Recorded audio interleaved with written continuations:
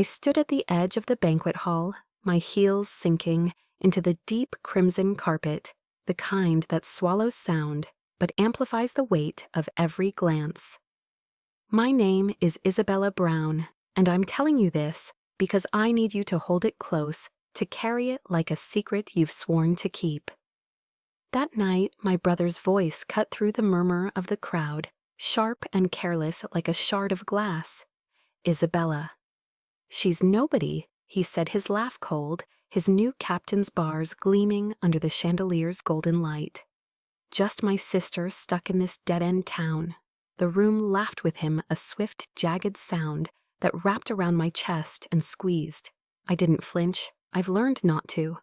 But my fingers tightened around the stem of my wineglass, its delicate curve, the only thing keeping me from drifting away. They hadn't saved me a seat. Not at the head table where my brother, Captain Daniel Brown, stood tall, his uniform crisp, his smile wide as he soaked in the applause. Not near my mother, who sat at the center of the celebration, her silver necklace, catching the light as she glowed with pride for her son. I found a folding chair in the back tucked beside a towering fern, its fronds grazing my shoulder like a whispered apology. I sat unseen while Daniel's friends, young brash, their uniforms starched to perfection, clinked glasses and toasted his ascent. My dress, a plain navy shift I'd ironed with trembling hands, felt too tight, like it was stitching me together when all I wanted was to unravel. The room spun around me, a dance I hadn't been invited to. My mother's eyes never met mine, not once. I could have walked out. The door was there just beyond the heavy velvet drapes opening to the parking lot, where my weathered sedan waited under a flickering streetlight. Its keys sat heavy in my purse, a quiet promise of escape, of solitude, of the life I'd built in the shadows. But I stayed. For Daniel, I told myself. For the boy who used to slip his small hand into mine during thunderstorms, his voice soft and trembling. Bella, you're stronger than the dark. That boy was gone, replaced by a man who looked through me past me as if I were a ghost haunting his moment of glory. They all did, and maybe that's what I'd chosen, to fade, to shrink, to become nothing in their eyes. The laughter rose again, and I felt it, this ache deep and raw, like a wound you don't notice until you touch it. I set the wineglass down untouched, its surface, catching the chandelier's glow like a tiny trapped star. My hands folded in my lap, knuckles pale, the skin rough from years of work. I'd never speak of work that lived in my bones, not in the stories I could share. I closed my eyes just for a breath, and the room's clamor dissolved. I was somewhere else, sand grinding under my boots, the faint crackle of a radio, the weight of a decision that could shatter lives. My pulse quickened a familiar rhythm, then steadied. That was another life, another me. When I opened my eyes, Daniel was at the podium, his voice booming with confidence, filling the room like a tide. To my family who carried me here, he said, raising his glass. His gaze swept the crowd, bold and bright, but it never touched me. The fern brushed my arm again, its leaves soft, almost tender, as if it alone knew I existed. I didn't clap, I didn't move. I sat, my heart a slow, steady drum, waiting for something I couldn't yet name. They called me nobody, my own blood. And I let them, because that's what I'd chosen, to be small, to be silent, to be nothing. But silence has a weight, a power. I learned that long ago, in places where a single breath could spark chaos or save a soul. I carried that lesson home, buried it deep like a vow I'd sworn under oath. And I kept it, even as their laughter burned, even as it carved out pieces of me I wasn't sure I could reclaim. I'm telling you this because it's not just my story. It's for anyone who's been pushed to the edges, who's felt their heart splinter under someone else's scorn. It's for the women who've sat in the back, their hands folded, their stories locked away. It's for the ones who've been called nothing and still found a way to stand. If you're listening, if you're still here, I need you to do something for me. Hit that subscribe button. Not for me, but for you to remind yourself that stories like this matter, that they're worth hearing. Because this isn't the end, it's only the beginning. The ceremony pressed on, and I stayed in my chair, the fern my silent companion. Daniel's friends swapped stories of his courage, his training, his relentless climb through the ranks. Their voices were loud, their laughter louder, each word a reminder of my place or lack of one. I listened, my face calm, my hands still. But inside I was counting every slight, every dismissal, every time I'd been erased. Not out of anger, but instinct. I'd always been good at keeping score. It's what kept me alive once in a life I'd left behind. Or so I thought. The room was warm, the air thick with the scent of perfume-polished leather and pride. I smoothed the hem of my dress, my fingers lingering on the fabric, tracing the faint wear at the seams. I'd bought it years ago, for another event, another moment when I'd hoped to be seen. That hope had faded, but I wore the dress anyway. A quiet act of defiance I didn't fully understand. The chandeliers above flickered, casting fleeting shadows across the walls, and I wondered if they too were tired of shining for others. I thought of my mother sitting at the head table, her smile fixed, her hands clasped around a glass of champagne. She hadn't spoken to me in weeks, not since she'd called to remind me to dress appropriately for Daniel's big day. "Don't embarrass us, Isabella," she'd said, her voice sharp, as if my very presence were a burden. I hadn't argued, I never did. But her words had settled in me, heavy like stones at the bottom of a river, pulling me under. I thought of Daniel too, not the man at the podium, but the boy who'd once followed me through the woods behind our house, his laughter trailing like a song. We'd built forts from branches, planned adventures we'd never take. He'd looked at me, then really looked, his eyes wide with trust, with awe. When had that changed? When had I become the sister he could dismiss with a laugh, the one who didn't matter? The question hung in me, unanswered, a weight I carried alongside the others. The fern's leaves brushed my shoulder again, and I almost reached for them, wanting something, anything to hold on to. But I didn't. I kept my hands in my lap, my spine straight, my face composed. I'd learned to be still, to be quiet, to let the world move around me. It was a skill, one I'd honed in places far from here, places where stillness meant survival. I didn't talk about those places. I didn't talk about much at all. I looked around the room at the faces lit by the chandelier's glow. There was my cousin Sarah, her laughter loud, her dress a vibrant red that demanded attention. She'd always been the one people noticed, the one who filled a room with her voice. She'd called me spinster once, half joking, at a family dinner years ago. The word had stuck, a label I couldn't shake. I saw my uncle too, his chest puffed out, as he bragged about Daniel to a group of officers. He'd never asked about my life, never wondered why I lived so quietly. None of them had. The room felt smaller now, the air heavier, as if the walls were closing in. I took a slow breath, steadying myself, and let my eyes drift to the ceiling, where the chandeliers hung like frozen stars. I wondered what it would be like to shine like that, to be seen, to be known. The thought was fleeting, but it left a pang sharp and sudden in my chest. I pushed it down, buried it with the rest. The crowd's chatter softened, and I felt a shift, subtle but unmistakable, like the moment before a storm breaks. A new voice cut through the room, deep and commanding, carrying a weight that silenced even the loudest voices. "Ladies and gentlemen," it said, "we have an unexpected guest." The air thickened, the room stilled. I didn't look up. Not yet. But my fingers brushed the edge of my chair, and for the first time that night, I felt it, the stir of something long buried, waking, rising, refusing to stay silent. The banquet hall's silence lingered heavy, like the moment before a bomb ticks. I kept my eyes on the fern, its fronds trembling in the air-conditioned breeze, and forced my breath to stay even. My name is Isabella Brown, and I'm telling you this because some stories don't start where you think they start, in the places you've tried to forget. That voice, the one that had just stilled the room, pulled at something inside me, a thread I'd buried long ago. But I wasn't ready to pull it. Not yet. Instead, I let my mind slip, just for a moment, to a place where the air smelled of dust and diesel, where my hands weren't folded in my lap, but gripped a rifle steady sure. I was 23, my boots caked with sand, my face streaked with sweat, under a sky that burned red at dusk.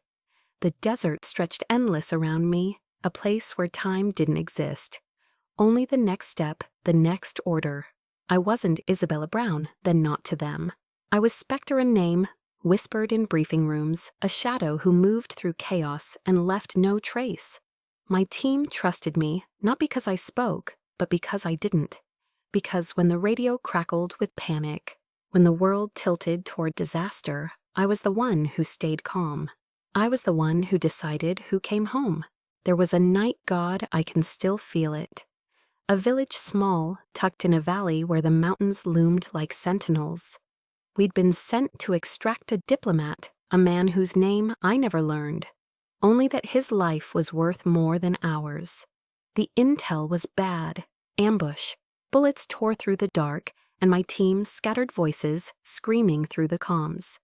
I remember the weight of my vest, the burn in my lungs, the way my hands moved without thought, pulling a wounded man to cover barking orders, my voice a blade cutting through the chaos.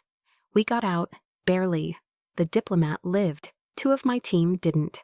I carried their names home, etched in my mind, heavier than any metal. I opened my eyes, and the banquet hall snapped back into focus. The fern's leaves brushed my arm, grounding me. My hands were still folded, my dress still pressed, but my pulse was faster now, a faint echo of that night. I'd left that life behind, or so I thought. The oaths I'd sworn, the secrets I'd promised to keep, they didn't vanish when I came home. They lived in me, in the way I walked, the way I sat, the way I let the world think I was nothing. Because that's what I'd chosen, to be invisible, to be safe. But safety is a lie. I learned that early. My first year back, I tried to fit in, to be the sister, the daughter, the woman they expected. I got a job at the library shelving books, my hands quiet, my smile polite.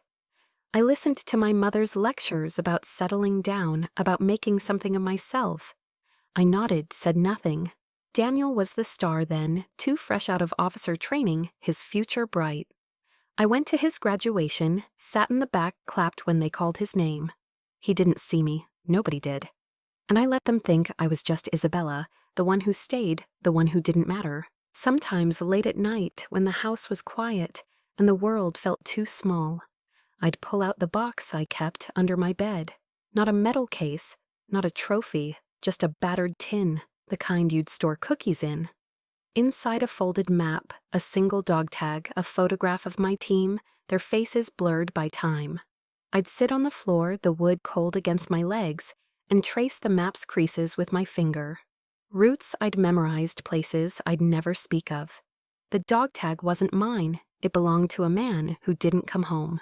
I kept it to remember what I'd cost. The photograph I barely looked at. It hurt too much. I'd sit there, the tin open, and feel it, the weight of who I'd been. Spectre. The name felt like a stranger's now, but it was mine once. I'd earned it through sweat, through blood, through choices that still woke me at night. And then I'd close the tin slide, it back under the bed, and go to bed as Isabella Brown, the woman who shelved books, who ironed her dress, who sat in the back. Because that's what I'd sworn to do, to keep the secret, to let the world forget. The banquet hall's noise crept back in glasses, clinking voices rising. Daniel was still at the podium, his speech winding down the crowd, hanging on his every word. I watched him, my brother, the man who'd called me nobody. He looked so sure, so untouchable, his uniform a shield against the world. I wondered if he'd ever felt fear, real fear, the kind that claws at your throat. I wondered if he'd ever had to choose who lived and who didn't. I doubted it. Daniel's world was clean bright, full of applause. Mine was shadows. I thought of the years I'd spent away, the ones nobody asked about. Where were you, Isabella? My mother had said, once her voice, sharp as if my absence were an insult. I'd mumbled something about work, about travel, and she'd waved it off. "You should have stayed here," she'd said. "You could have been something." I didn't argue. I never did. But her words stayed with me, a dull ache like a splinter you can't find.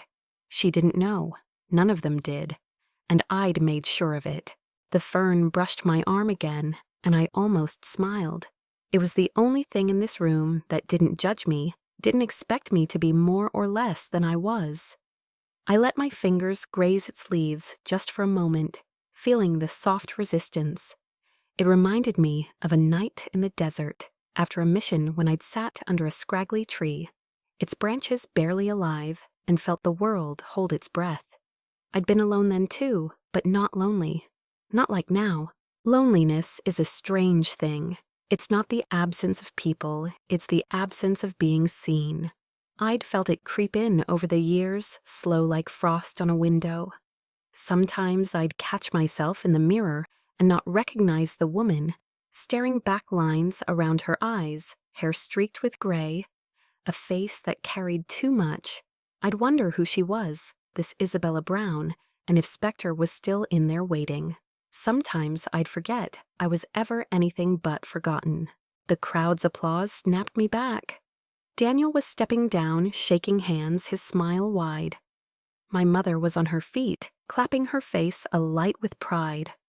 I stayed seated, my hands still, my eyes on the fern. I could feel the room's energy, shifting the air, growing heavier, as if something was coming. That voice, the one that had announced the unexpected guest, was still out there somewhere waiting. I didn't look up. I didn't need to. I'd learned to sense a storm before it hit. I thought of the tin under my bed, the map, the dog tag, the photograph. I thought of the oaths I'd sworn, the ones that bound me still. I thought of the woman I'd been, the one who'd walked through fire and come out the other side. She was still in me, wasn't she, buried but not gone? My fingers tightened on the edge of my chair, and I felt it a spark, faint but real, like a match struck in the dark.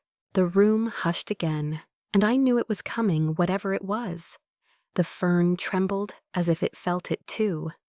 My heart was steady, but my mind was racing, pulling me back, to that desert, to that village, to the weight of a life I'd left behind. I wasn't ready to face it, but I wasn't sure I had a choice. The banquet hall's hush stretched a taut wire ready to snap. I kept my gaze on the fern, its fronds quivering, as if they sensed the shift in the air. My name is Isabella Brown, and I'm telling you this because some truths don't shout, they simmer, waiting for the moment they can't be ignored. That voice, the one that had silenced the room, hadn't spoken again, but its echo lingered, stirring something in me I'd tried to bury. My fingers rested on the edge of my chair, steady, but inside I was braced like I'd been in those moments before a mission when the world held its breath, and I had to decide what came next. The crowd stirred, murmurs rising like a tide. I didn't look up. I didn't need to. I'd learned to read a room without moving, every shift in tone, every rustle of fabric, every held breath. It was a skill from another life, one I hadn't shed, no matter how many years I'd spent shelving books or ironing dresses.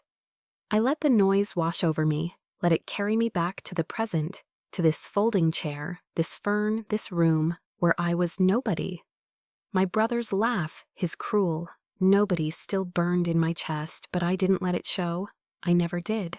I thought of the years I'd spent here in this town after I came home. The library job had been my anchor, a quiet place where I could hide in plain sight. I'd stack books, my hands moving with precision, alphabetizing titles. While the world moved on outside, people came and went, mothers with toddlers, students with laptops, old men with newspapers. They'd nod, smile, sometimes say, "Thank you, Isabella," but they never really saw me. I was the woman behind the counter, the one who didn't matter. And I let them think that. It was easier. But there were moments when it stung.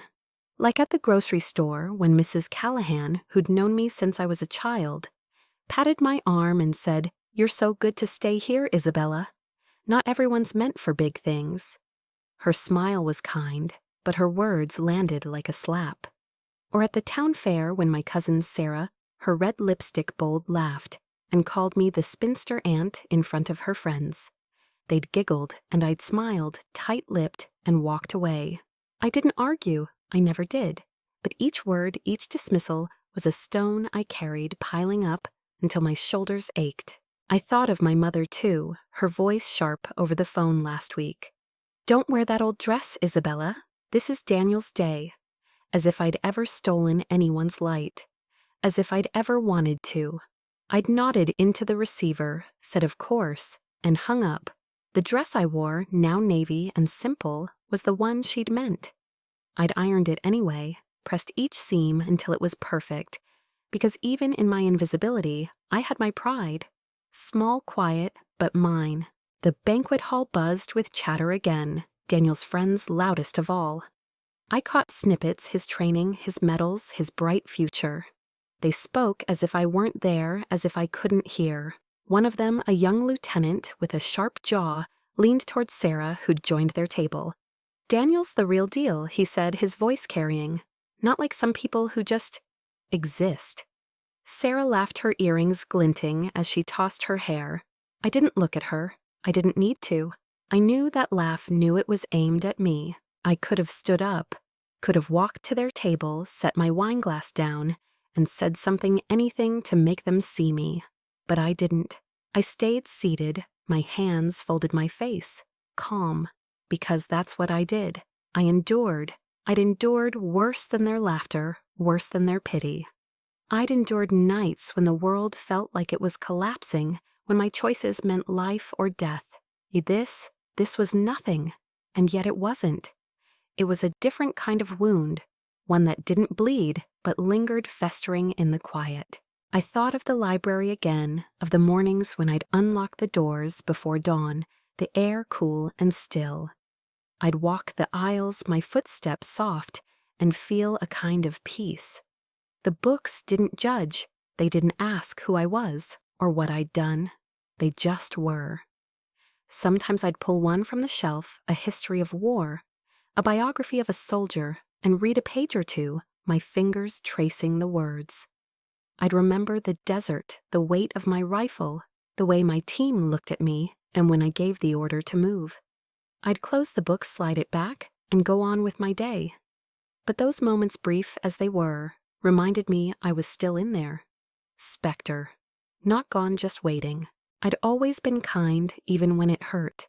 Like when Sarah's daughter Lily came to the library for story hour, her small hands clutching a picture book. I'd read to her, my voice soft, and when she'd hug me after saying, "You're the best Aunt Bella," I'd felt my heart crack open. Or when Mrs. Callahan's husband died, and I'd brought her a casserole sitting with her in her quiet kitchen while she cried. I didn't tell her about me, about the things I'd seen, the losses I'd carried. I just listened, because that's what I did. I gave even when I had nothing left. The fern brushed my arm, and I let my fingers graze its leaves, feeling their soft resistance. It was the only thing in this room that didn't demand anything from me. I thought of a moment years ago when I'd sat in a safe house, my team asleep around me, the air thick with the smell of smoke. I'd been awake, my rifle across my lap, listening to the night. A small plant, half dead, sat in a cracked pot by the window. I'd watered it, not because I thought it would live, but because it felt like an act of faith. I wondered where that faith had gone. The crowd's noise swelled, and I heard Daniel's voice again, not from the podium, but from the head table where he was holding court. To the future, he said, his glass raised. The room cheered, and I felt the weight of their joy, their certainty pressing against me. I didn't belong here. I never had. But I stayed because leaving would have been admitting they were right, that I was nobody. And I wasn't, not entirely. I thought of the tin under my bed, the one I hadn't opened in months. The map, the dog tag, the photograph. They were my anchors, my proof that I'd been more than this. But they were also my cage, binding me to a past I couldn't share. I'd sworn an oath not just to my country, but to the men and women who'd trusted me. to keep their secrets, their sacrifices safe. That oath held me now, as surely as it had in the desert. It was why I sat here silent, letting the world think what it wanted. The room felt smaller, the air heavier, as if the walls were closing in. I took a slow breath, steadying myself, and let my eyes drift to the chandelier, above its light, fracturing into 1,000 tiny stars. I wondered what it would be like to shine like that, to be seen, to be known. The thought was dangerous, but it lingered a spark in the dark.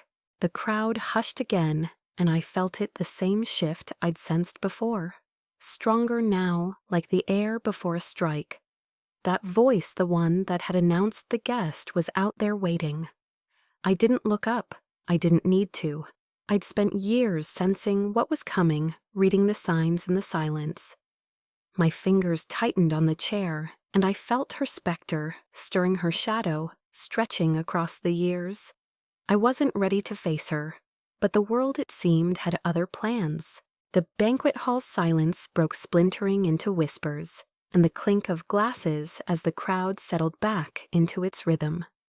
I sat still, my fingers grazing the edge of my chair, the fern's leaves a soft weight against my shoulder.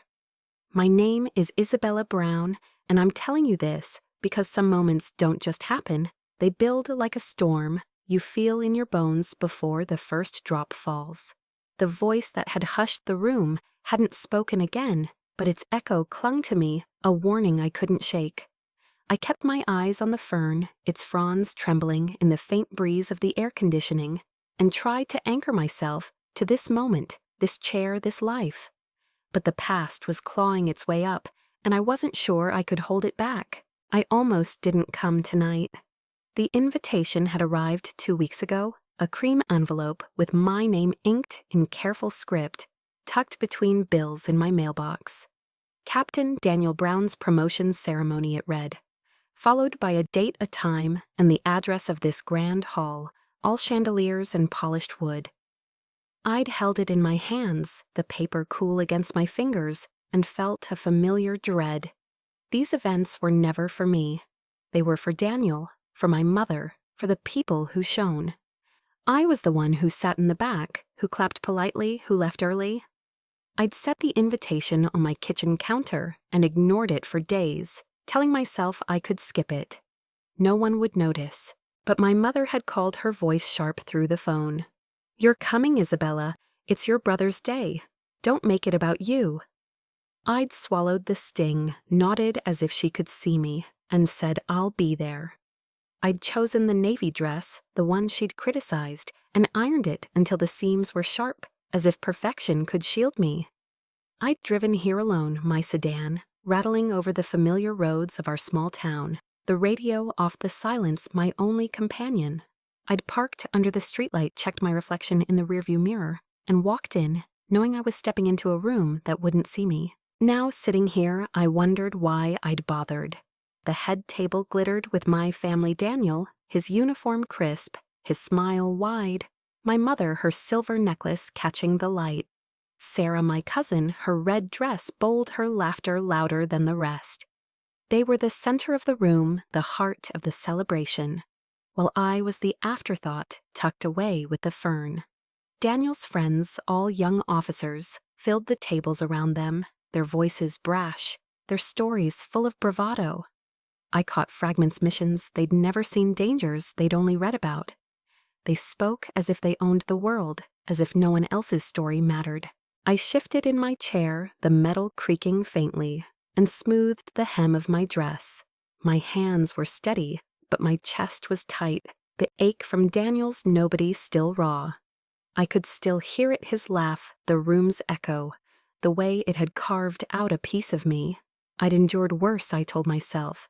I'd faced nights when the air smelled of blood and smoke, when my voice was the only thing standing between my team and oblivion. But this was different. This was my blood, my home, and their dismissal hurt in a way I couldn't armor against.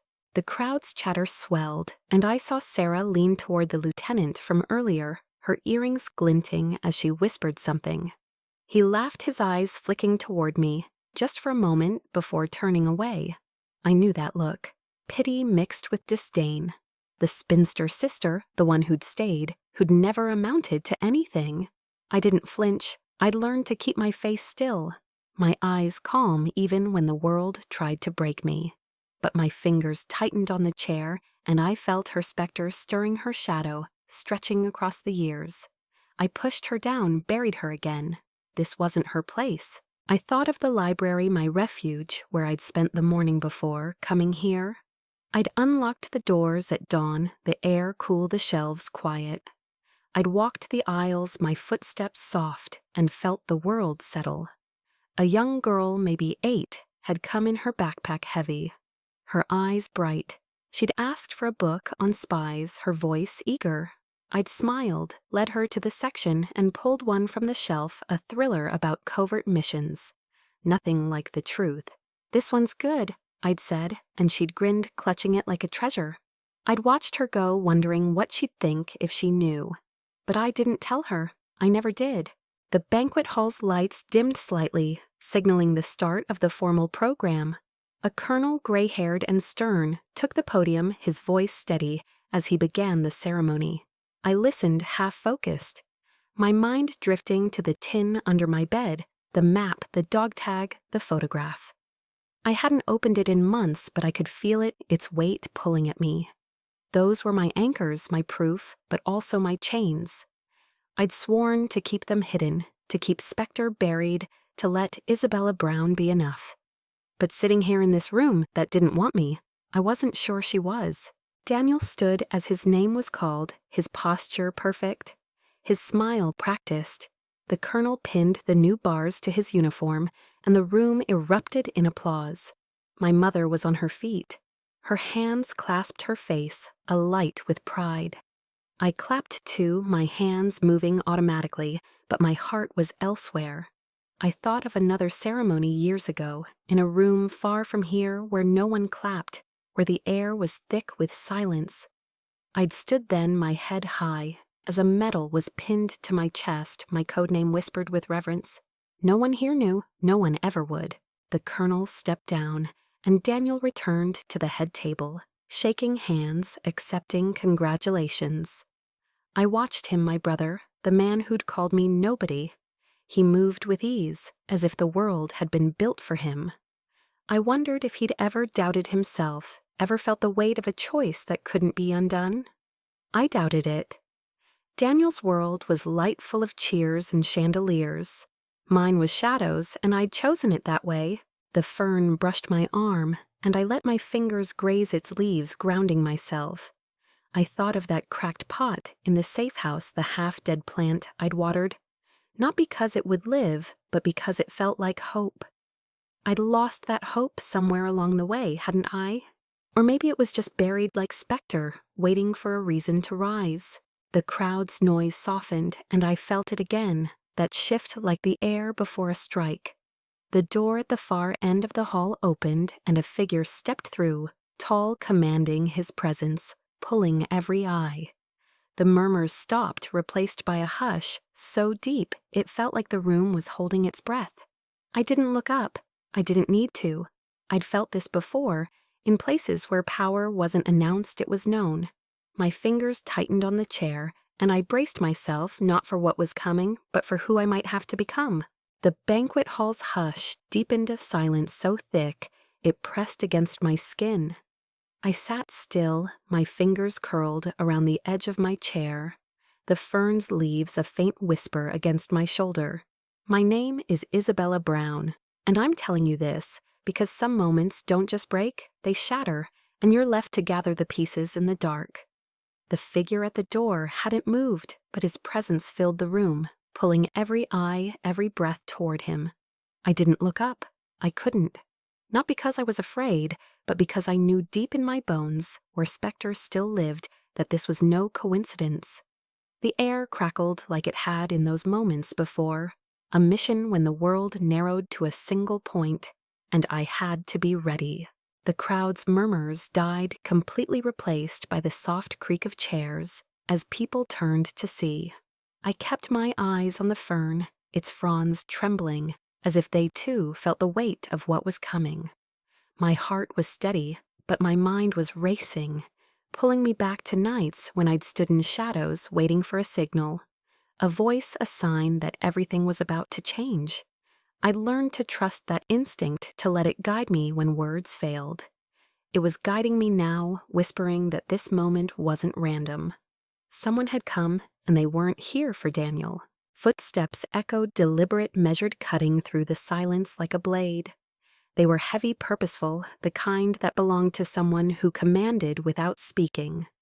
I felt the room shift, the energy tilting toward the newcomer. My mother's laughter, Sarah's chatter, Daniel's confident banter. All of it faded, swallowed by this new presence. I tightened my grip on the chair, my knuckles pale, and forced my breath to stay even. Spectre was stirring her shadow, stretching across the years, and I wasn't sure I could hold her back. The footsteps stopped close now, maybe halfway across the room. A voice followed, deep and resonant, the same one that had announced the unexpected guest earlier. "Ladies and gentlemen," it said, each word deliberate. "I need your attention." The room obeyed instantly, as if the voice itself were an order. I didn't move, I didn't look, but I felt it, the weight of eyes not on the speaker, but searching, scanning, as if they were looking for someone. My pulse quickened just for a moment before I forced it back to calm. I'd been trained for this, hadn't I? To stay still, to stay hidden, even when the world was watching. I thought of a night in the desert years ago, when I'd crouched in a ditch, my team silent around me, waiting for a convoy to pass. The air had been thick with dust, the stars sharp overhead. We'd been outnumbered, outgunned, but I'd kept us steady. My voice low, my orders clear. We'd made it out because I didn't flinch, because I knew how to wait. I was waiting now, though I didn't know for what. Or maybe I did, and I just wasn't ready to admit it. The voice spoke again, closer now, its tone softer, but no less commanding. "We're here to honor someone tonight, someone who's been overlooked for too long." The words landed like stones, each one sinking deeper into the room's silence. I felt a prickle at the back of my neck, a warning I couldn't ignore. My fingers brushed the fern's leaves, grounding me, but my mind was spinning. Overlooked. The word echoed, pulling at memories I'd buried, the tin under my bed, the dog tag, the map, the photograph I couldn't bear to look at. I pushed them down, focused on the fern, on the feel of its leaves, on anything but the voice. The footsteps resumed slower, now deliberate, moving toward the back of the room, toward me. My breath caught just for a second before I forced it out slow and controlled. I'd faced worse than this, ambushes, betrayals. Moments when death was closer than my own shadow. But this was different.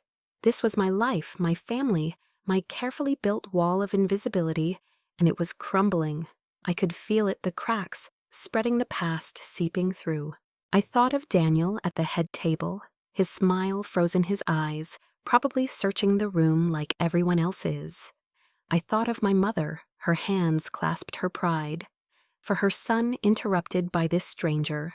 I thought of Sarah. Her laughter silenced, her red dress no longer the center of attention.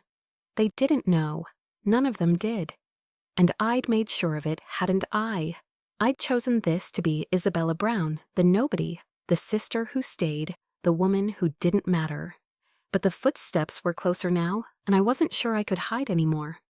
The voice spoke again, so close I could feel its vibration in the air. "Ma'am," it said, soft but firm, "we've been looking for you." The room gasped, a collective inhale that sucked the air from my lungs.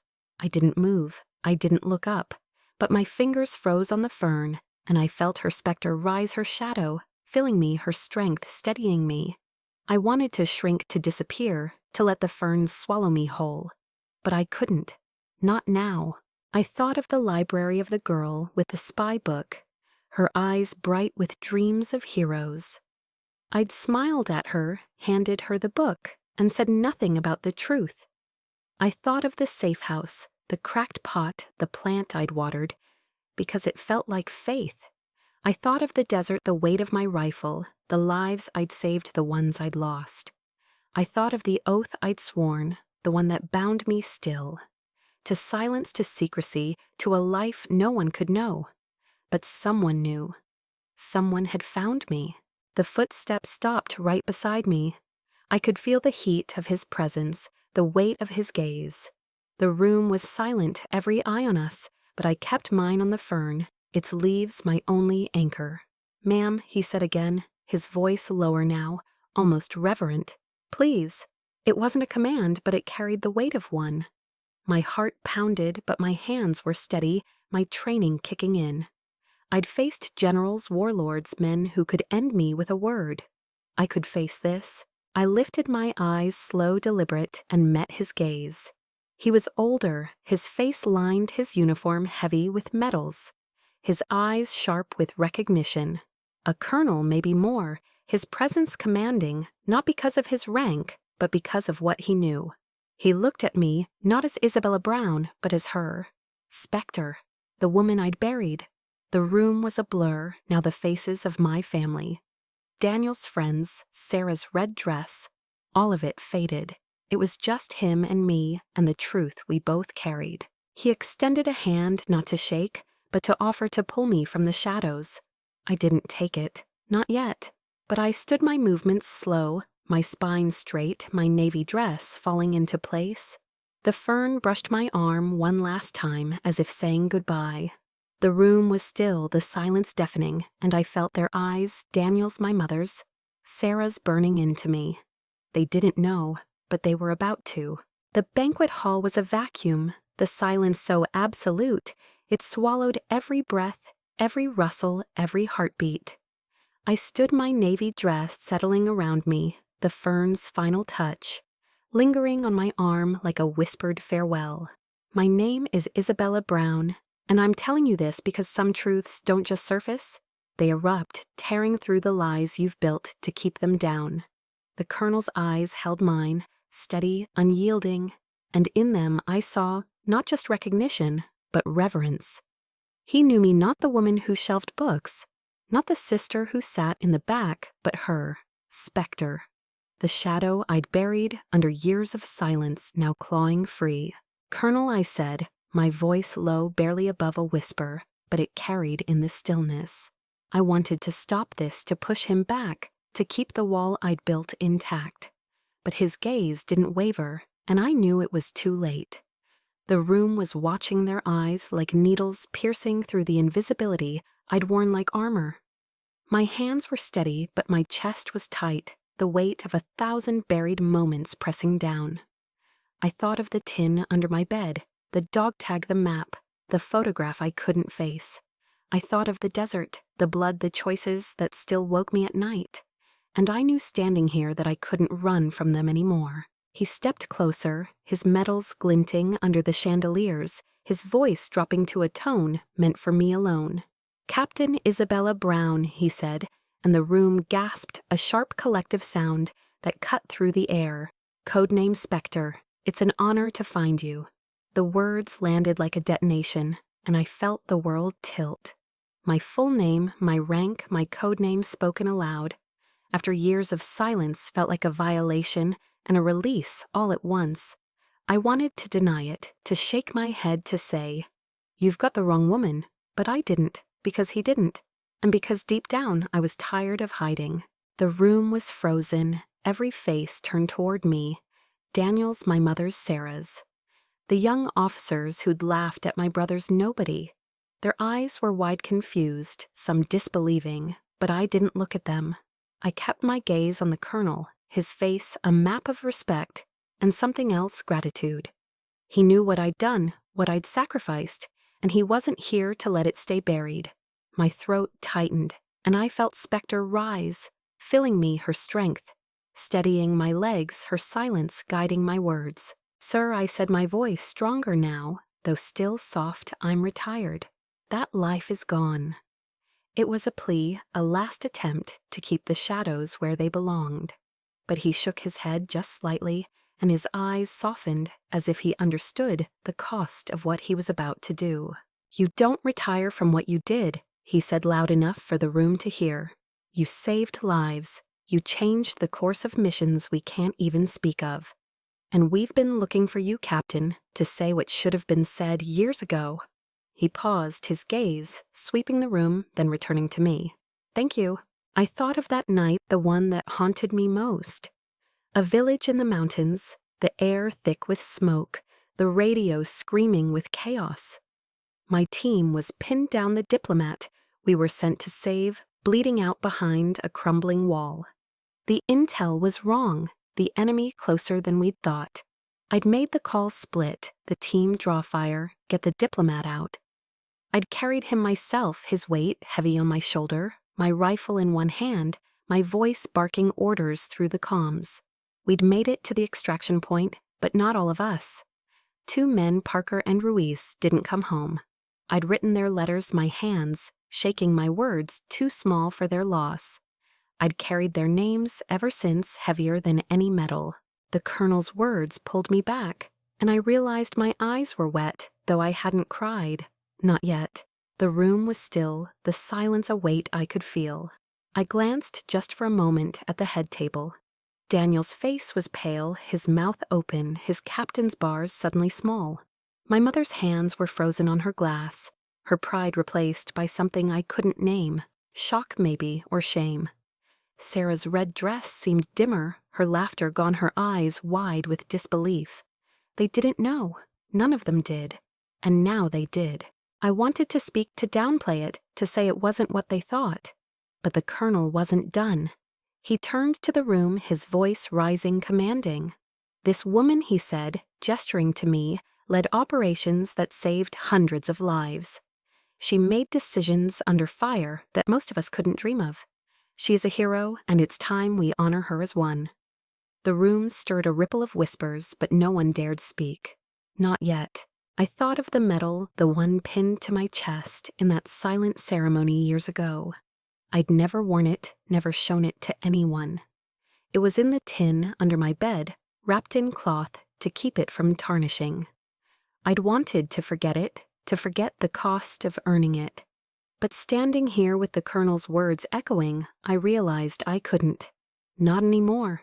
Spectre wasn't just a name, she was me, and I was her, and the years of silence hadn't changed that. My hands trembled just for a moment, and I clasped them together, steadying myself.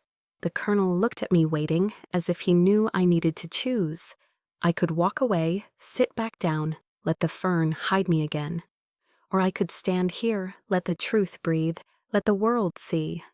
I took a breath slow, deep, and felt the desert in my lungs, the weight of my rifle, the trust of my team.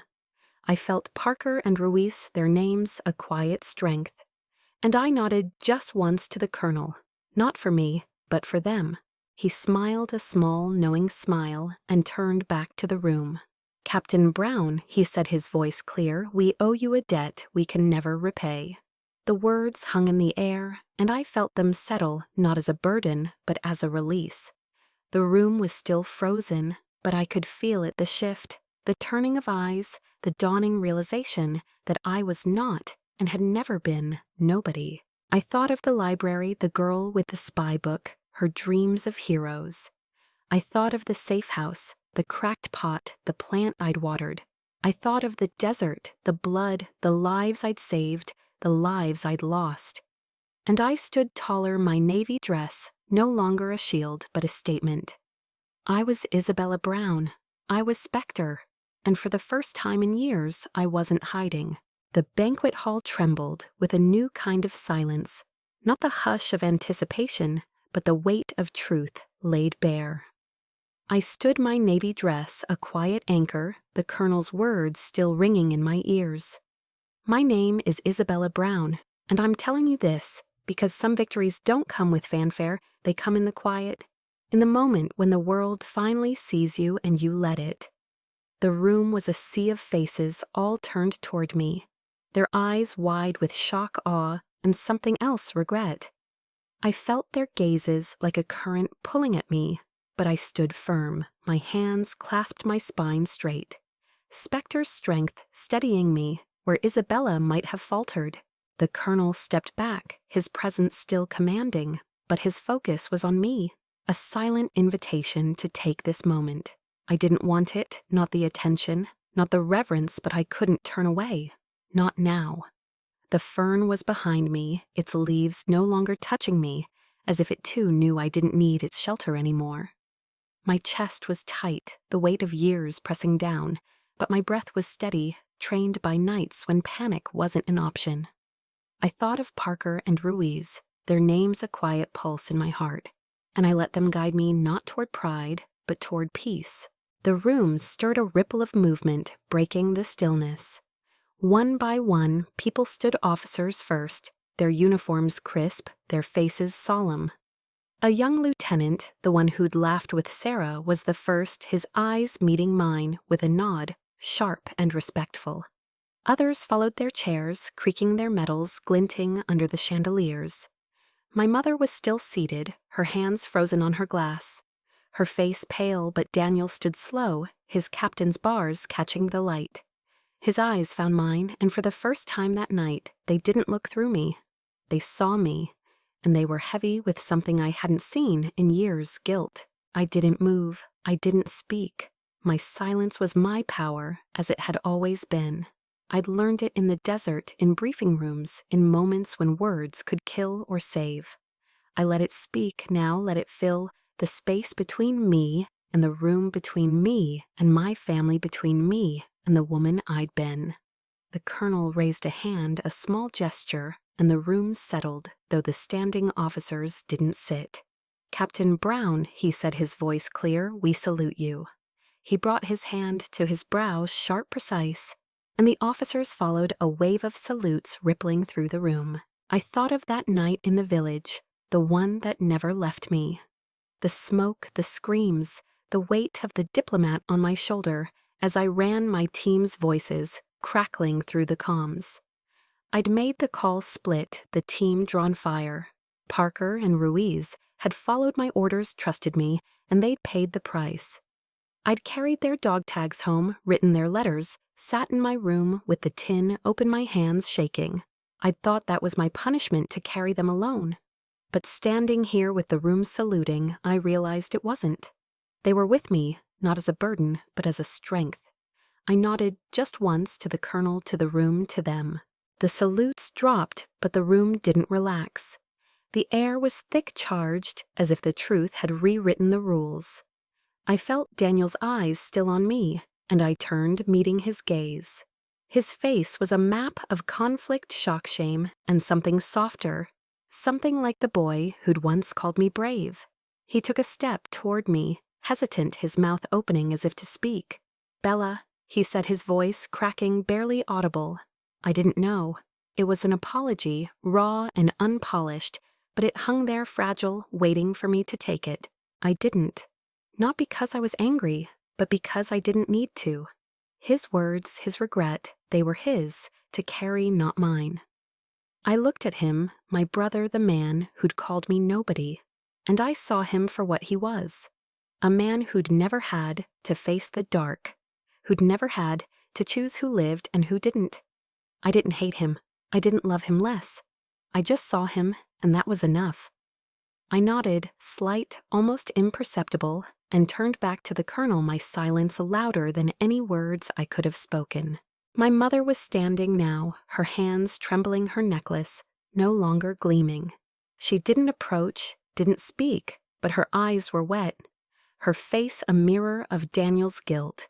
Sarah, too, was on her feet, her red dress muted in the chandelier's light. Her laughter gone. She looked at me not with pity now, but with something like fear, as if I were a stranger. I let their gazes slide off me like water off stone. I'd carried their dismissals for years, let them shape the woman they thought I was. But I wasn't that woman anymore. Maybe I never had been. The colonel spoke again, his voice softer now, meant for the room, but aimed at me. "Captain Brown, we have something for you." He reached into his pocket and pulled out a small box, velvet, unassuming. My heart stuttered, but my face stayed calm, my training holding me together. He opened it, revealing a medal, not the one I'd hidden in the tin, but another, its ribbon, deep blue, its surface catching the light. "For your service," he said, "and for your sacrifice." He stepped forward, pinning it to my dress, his hand steady, his eyes never leaving mine. The room exhaled a soft sound, almost a sigh.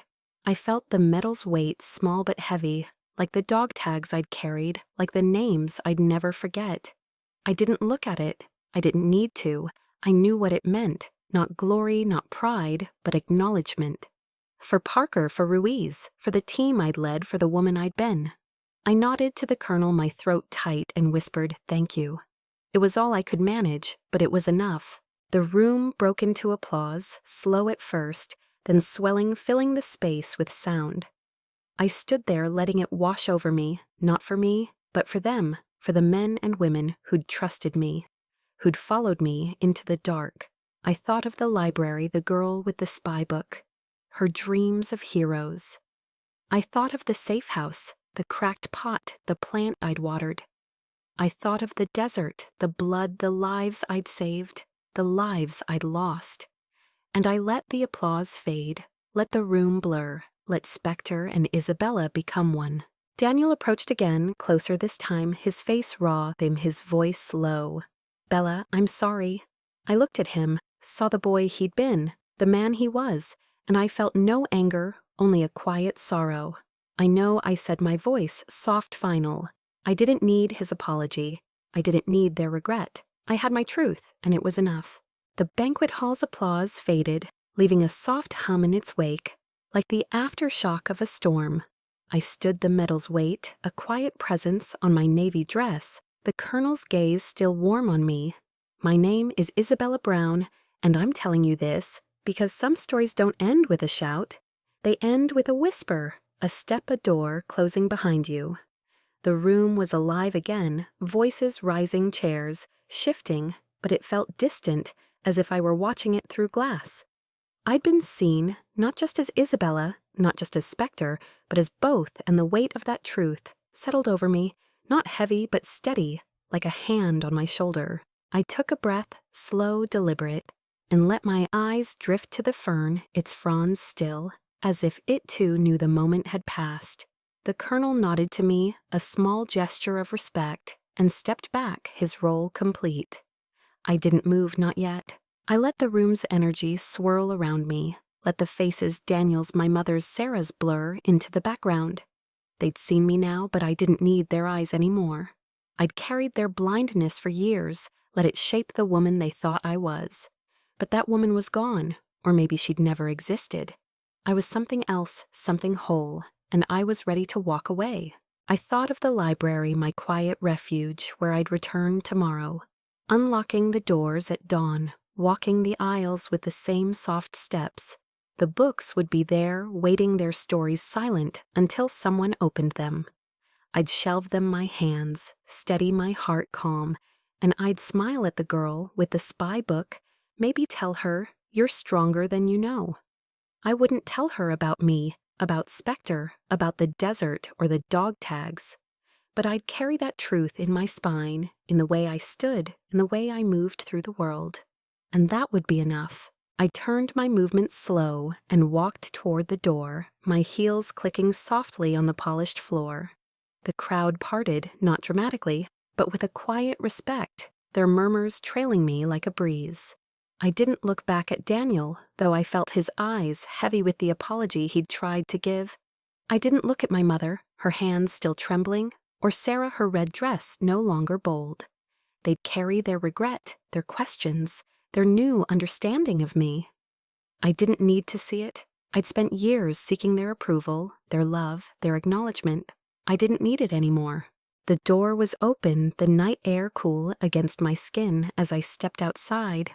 The parking lot was quiet, my sedan waiting under the flickering streetlight. Its familiar dents, a map of my life here. I paused my hand on the door handle and looked up at the sky. The stars faint but steady above the town's glow. I thought of the desert, the nights when the stars were all I had, when they'd guided me through darkness no map could chart. I thought of Parker and Ruiz, their names a soft rhythm in my heart, not a weight now but a presence, a reminder that I'd done what I could, that I'd carried them home. I slid into the driver's seat, the keys cold in my hand, and started the engine. The radio stayed off the silence my companion as I drove through the empty streets. My house was waiting, small, unassuming its porch light. A beacon in the dark. I parked, walked up the steps, and unlocked the door, the familiar creak welcoming me. Inside, the air was still the scent of old wood and coffee lingering. I set my purse down, kicked off my heels, and stood in the quiet, letting it wrap around me. I thought of the tin under my bed, the map, the dog tag, the photograph. I wouldn't open it tonight, maybe not ever. It wasn't about hiding anymore, but about choosing what to carry. I'd carried Spectre in secret for years, let her live in the shadows, while Isabella took the stage. But they were one now, woven together, and I didn't need to prove it to anyone. The metal on my dress, still pinned there, caught the light from the lamp. I touched it, its surface cool, and felt a quiet pride, not for the metal, but for what it meant. For the lives I'd saved, the choices I'd made, the woman I'd become. I unpinned the metal careful and set it on the table, not in the tin, not hidden, but out where I could see it. It wasn't a trophy, but a marker, a piece of my story I didn't need to bury. I thought of the safe house, the cracked pot, the plant I'd watered, and I smiled, small but real. I'd watered myself tonight, hadn't I? Let myself grow, let myself be seen, not for their sake, but for mine. I walked to the window, the night pressing against the glass, and looked out at the street, the houses dark, the world asleep. I was home, but I was different. Not louder, not bolder, but surer. I'd stood in that room, let the truth breathe, and walked away with my head high. I didn't need their applause, their regret, their reverence. I had my own. And so I'm telling you this, you who's listening, you who's carried your own secrets, your own silences. You don't need to explain your past to anyone. It lives in your spine, in the way you walk, in the choices you make when no one's watching. You don't need a room full of eyes to know who you are. You don't need a medal, a title, a code name. You are enough just as you stand in the quiet, in the dark, in the moments no one sees. Hold that. Let it carry you. I turned from the window, my bare feet soft on the floor, and walked to my bedroom. The tin was still there under the bed, but I didn't reach for it. Instead, I folded my navy dress, its seams still sharp, and laid it over a chair. It wasn't just a dress anymore. It was a witness, a piece of the night I'd claimed myself. I slipped into bed, the sheets cool against my skin, and closed my eyes. The stars were out there beyond the roof, beyond the town, and I felt them steady, guiding me still. I thought of the fern, its leaves brushing my shoulder, and I carried it with me, a small green promise of peace. I didn't need to fight anymore, didn't need to hide. I was Isabella Brown. I was Spectre, and I was home.